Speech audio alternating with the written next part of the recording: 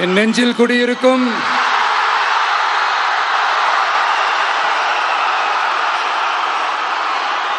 திருநெல்வேலி மக்கள் உங்கள் அனைவருக்கும் என்னுடைய வணக்கம்.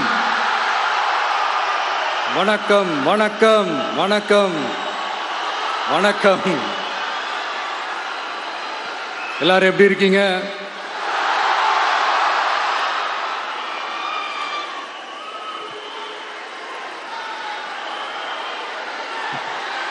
உங்க மகன்,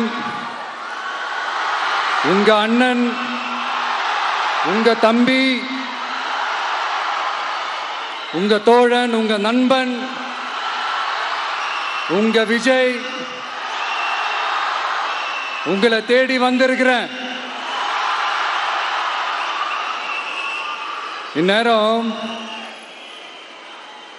திமுக கையில் அந்த முழு பவரும் இருந்திருந்தா, இந்நேரம் ஸ்டாலின் சார் கையில் அந்த முழு பவரும் இருந்திருந்தா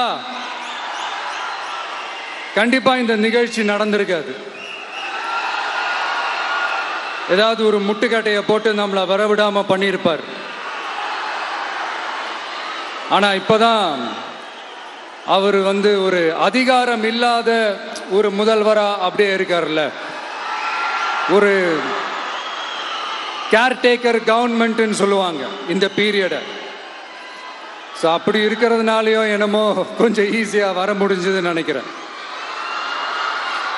அது மாதிரி இந்த திமுக கவர்மெண்ட் நமக்கு எவ்வளவு பிரச்சனைகள், எவ்வளவு நெருக்கடிகள், எவ்வளவு அவதூறுகள், அவங்களையும் தாண்டி இன்னும் சில பேர் இன்னும் நிறைய அவதூறுகள் எல்லாமே பரப்புனாங்க.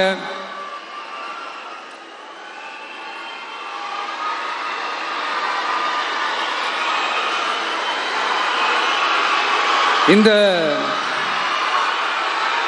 திமுக கூட்டணிக்கும் பாஜக கூட்டணியுமே இவங்க ரெண்டு பேருமே வெளியில வேணா தனித்தனியா இருப்பாங்க, ஆனா உள்ளுக்குள்ள இவங்க ரெண்டு பேருமே ஒண்ணுதான். இவங்க ரெண்டு பேருக்குமே ஒரே நோக்கம்தான். அது என்ன நோக்கம் தெரியுமா? உங்களுக்காக நல்லது செய்ய, உங்களுக்காக உழைக்க, உங்களோட கூடவே நிக்க இந்த விஜய் வந்துடக்கூடாது. அதுதான் அவங்களுடைய அந்த நோக்கமே.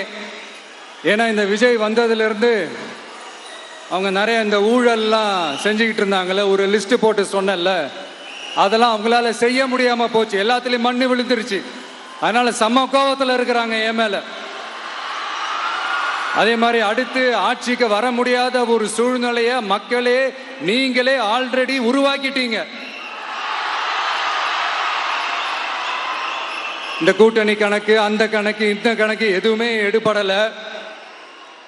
இந்த அரித்மேட்டிக் கணக்கு, மேத்தமேட்டிக்ஸ் கணக்கு எல்லாமே மண்ணுக்குள்ள புதைச்சிட்டீங்க. அப்புறம் இந்த கொள்ளையடிச்சு வச்சிருக்கிற இந்த பணத்தை எல்லாம் வச்சு கல்லாப்பட்டி கூட்டணின்னு ஒன்று சேர்த்து வச்சிருந்தாரு. அது எல்லாமே இப்ப கலகலத்து போய் நிக்குது. டாப் தனியா, பாட்டம் தனியா, ரீப்பர் தனியா, ஜாயிண்ட் தனியா, அப்படி நிக்குது தனித்தனியா. எல்லாமே அப்படியே ஒட்ட வச்சுக்கிட்டு இருக்கிறாரு. கூட்டணி கட்சிக்காரங்களே ஒருத்தருக்கு ஒருத்தர் ஓட்டு போட்டுக்க மாட்டாங்க போல் இருக்கு. அப்படி இருக்கு நிலைமை இந்த திமுக கூட்டணியில.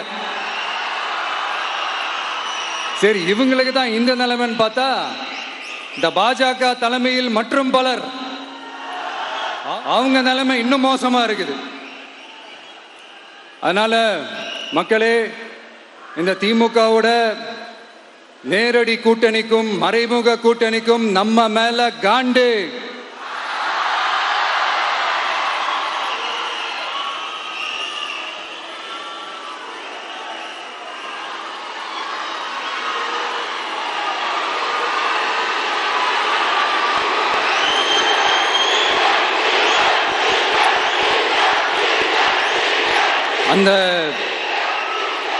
அந்த காண்டுக்கு ஒரு காரணம் என்ன தெரியுமா?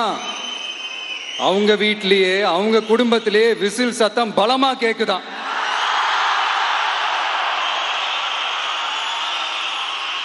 அடுத்த காண்டு அது இந்த சில சில பல கோடிகளை கொடுத்து நம்ம தமிழ்நாட்டு காங்கிரஸை பையில போட்டுக்கிட்டாங்க. யாரு? ஸ்டாலின் சார். ஆனா உண்மையான காங்கிரஸ் யாரு பக்கம் நிக்குது? நம்ம பக்கம் நிக்குது. சிறுபான்மை மக்களோட அந்த திமுக சாயம் வெளுத்து போச்சே. இந்த விஜய் என்னடானா மதச்சார்பற்ற கொள்கையோட உண்மையான ஒரு முகமா இருக்கிறானே. இந்த சிறுபான்மை மக்கள் வேற இந்த விஜய் பக்கம் தானே நிக்கிறாங்க அப்படின்ட்டு இந்த திமுகவுக்கும் பாஜகவுக்கும் என் மேல காண்டோ காண்டு. அதுக்காக நாம் என்ன செய்ய முடியும்? இந்த 33 வருஷமா ஒவ்வொரு வீட்டுக்குள்ளேயும் ஒவ்வொரு மனசுக்குள்ளேயும் போறதுக்கு நாம் பட்ட பாடு எனக்கு தானே தெரியும். அதனாலதான் நான் முன்னாடியே சொன்ன மாதிரி கட்சி ஆரம்பிச்சுட்டு ஒவ்வொரு வீட்டுக்குள்ளேயும் நான் போல, ஒவ்வொரு வீட்டுக்குள்ளேயும் போனதுக்கு அப்புறம் தான் கட்சியாவே ஆரம்பிச்சிருக்கிறேன்.